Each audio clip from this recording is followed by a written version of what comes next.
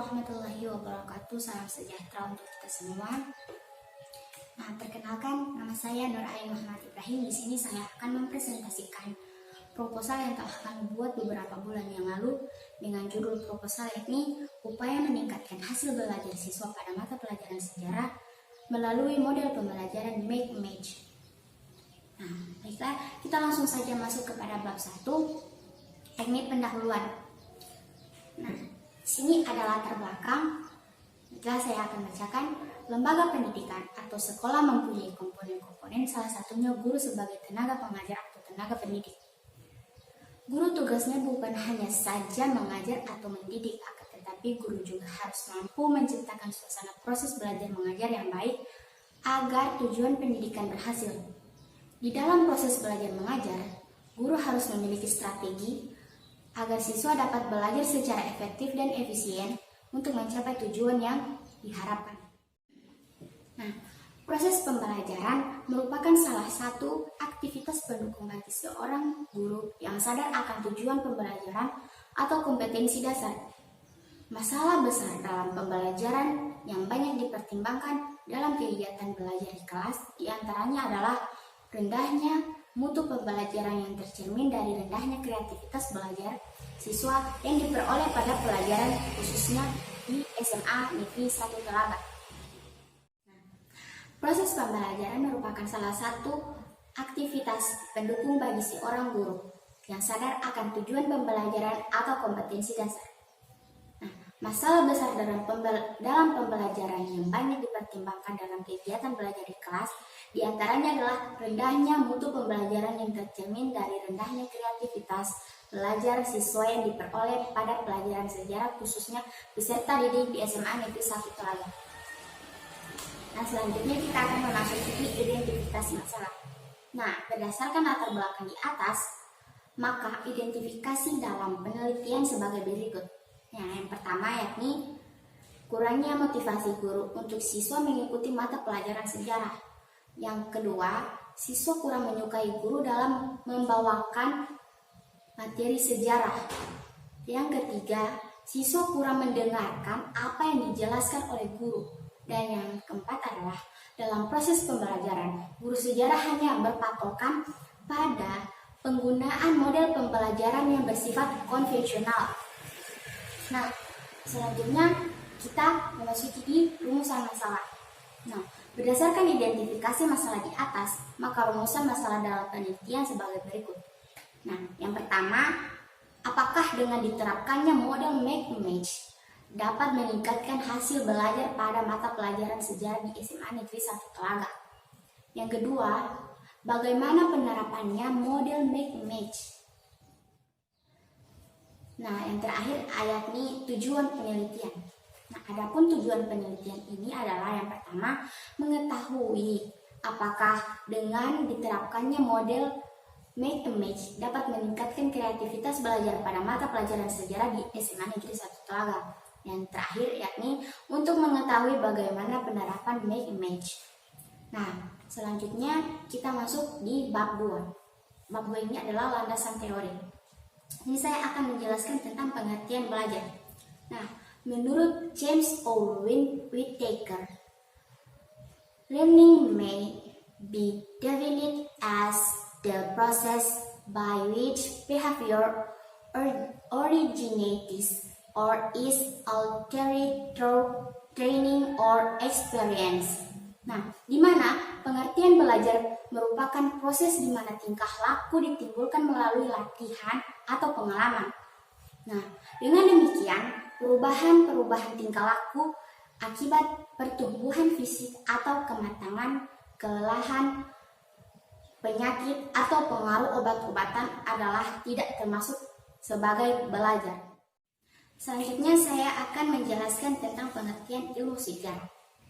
Nah, menurut Ruslan Abdul Ghani, ilmu sejarah adalah salah satu cabang ilmu pengetahuan yang meneliti dan menyelidiki secara sistematis keseluruhan perkembangan masyarakat serta kemanusiaan pada masa lampau beserta kejadian-kejadian dengan maksud menilai secara kritis seluruh hasil penelitiannya tersebut. Selanjutnya, menjadikannya sebagai perbendaharaan, pedoman bagi menilai dan penentuan keadaan sekarang, serta arah proses masa depan. Nah, sini juga ada teori kognitif. Saya akan menjelaskannya. Teori menurut Lewin, belajar berlangsung sebagai akibat dari perubahan dalam struktur kognitif. Perubahan struktur kognitif ini adalah hasil dari dua macam kekuatan, yakni yang pertama struktur medan kognisi dan yang kedua adalah kebutuhan motivasi internal individu. Nah, selanjutnya saya akan menjelaskan tentang model pembelajaran Make Image. Nah, Make Image adalah model pembelajaran di mana peserta didik belajar dalam kondisi yang mengasyikan dengan cara mencari pasangan, sembari mempelajari satu konsep dan topik tertentu. Menurut Swayman, Make Image ialah model pembelajaran yang menggunakan kartu jawaban dan kartu soal, di mana dalam pengaplikasiannya, tiap siswa mencari pasangan kartu yang berisi soal maupun jawaban dari materi belajar tertentu. Nah, selanjutnya saya akan menjelaskan tentang langkah-langkah model pembelajaran Make Image menurut Swayman. Nah, menurut Swayman ini, langkah-langkahnya dibagi dalam beberapa poin, yakni yang pertama adalah guru melakukan persiapan dengan membuat beberapa kartu, yakni kartu pertanyaan dan kartu jawaban. Yang kedua, masing-masing peserta didik mendapatkan satu jenis kartu. Yang ketiga, yakni tiap peserta didik berpikir mengenai soal atau jawaban kartu yang sudah dipegang. Yang keempat, tiap peserta didik diminta mencari pasangan kartu yang memiliki kecocokan dengan kartu yang dipegang. Yang kelima ini adalah tiap peserta didik yang dapat menemukan kecocokan kartu sebelum mencapai batasan waktu maksimum, maka diberikan poin. Nah, yang keenam, apabila sudah selesai satu sesi, dilakukan pengocokan kartu lagi, supaya setiap peserta didik mampu memperoleh kartu yang tidak sama dari kartu di sesi 1. Nah, dan yang terakhir adalah yang ketujuh, yakni guru dan peserta didik menyimpulkan pembelajaran. Nah, selanjutnya kita memasuki di bab 3, yakni metode penelitian. Nah, metode penelitian ini ada setting penelitian. Nah, di sini ada tempat dan waktu penelitian. Nah, lokasi penelitian yang akan dilaksanakan di SMA Negeri 1 Telaga yang terletak di Desa Momonato, Kecamatan Telaga, Kabupaten Gorontalo. Nah, yang kedua ini adalah waktu penelitian. Waktu penelitian direncanakan pada bulan Maret dan April 2020. Subjek penelitian. Subjek dalam penelitian ini adalah kelas 12 IPA 1 SMA Negeri 1 Telaga dengan jumlah keseluruhan 32 siswa terdiri dari 10 laki-laki dan 22 perempuan. Nah, selanjutnya kita akan masuk di kerangka berpikir atau yang bisa kita sebut sebagai siklus. Nah, di sini saya hanya menggunakan satu siklus saja. Nah, di siklus ini terdiri dari rencana, yang kedua tindakan, yang ketiga pengamatan atau analisis hasil, dan yang terakhir yang keempat adalah refleksi atau evaluasi.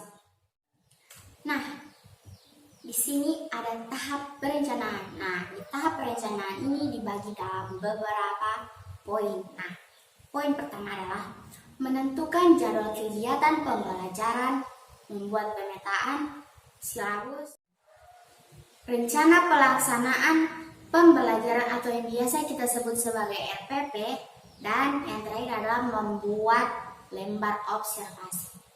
Nah, yang kedua adalah menentukan standar kompetensi dan kompetensi dasar.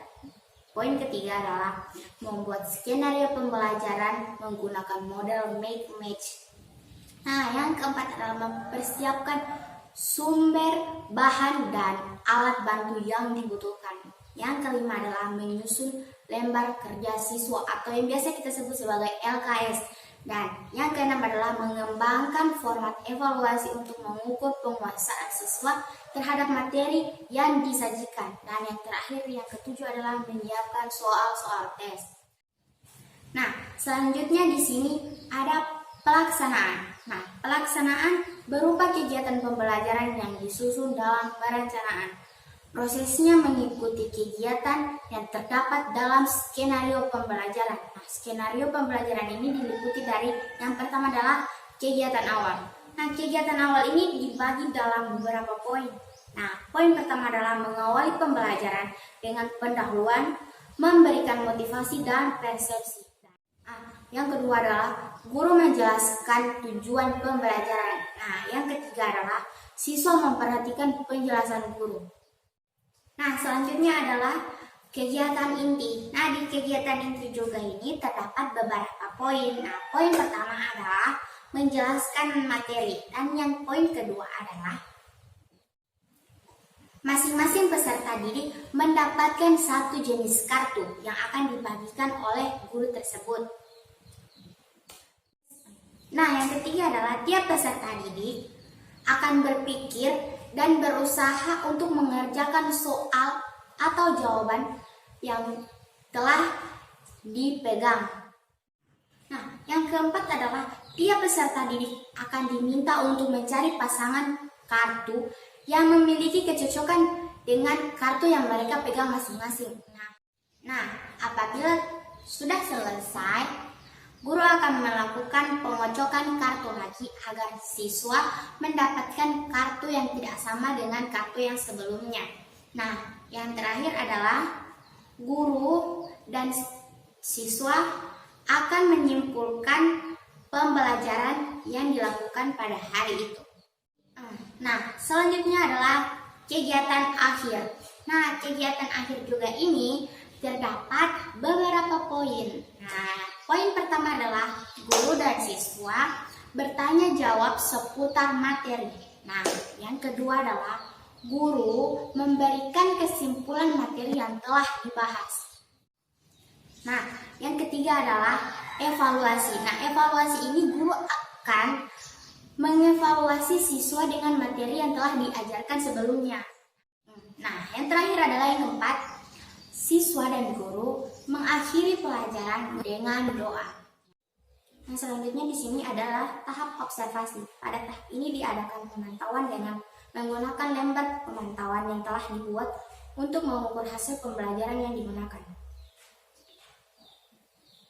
Nah, selanjutnya di sini adalah ada tahap analisis. Nah, analisis data merupakan tahapan untuk proses data yang didapat pada saat dilakukan pengamatan. Hasil yang telah diperoleh pada tahap pengamatan dikumpulkan dan dianalisir. Nah, selanjutnya adalah teknik pengumpulan data. Teknik pengumpulan data dapat dilakukan dengan observasi atau pengamatan, wawancara atau interview, kuesioner atau angket, dan dokumentasi. Nah, selanjutnya yang kedua ada teknik pengumpulan data PTK atau penelitian tindakan kelas, data dari sumber observasi. Yang ketiga, dalam penelitian ini, peneliti melakukan pengamatan terhadap situasi dan kondisi kelas 12 IPA 1 yang akan menjadi subjek penelitian. Dan yang terakhir adalah teknik dokumentasi. Nah, teknik ini adalah salah satu cara pengumpulan data melalui arsip-arsip dan lain-lain. Melalui teknik dokumentasi ini, peneliti mengumpulkan data dengan menggunakan bahan tertulis atau dokumentasi berupa gambar. Nah, sekian dari saya. Mohon maaf jika ada salah kata-kata dan masih banyak kekurangan dari proposal saya ini. Mohon bantuannya, dan wabillahi taufiq wal hidayah. Wassalamualaikum warahmatullahi wabarakatuh.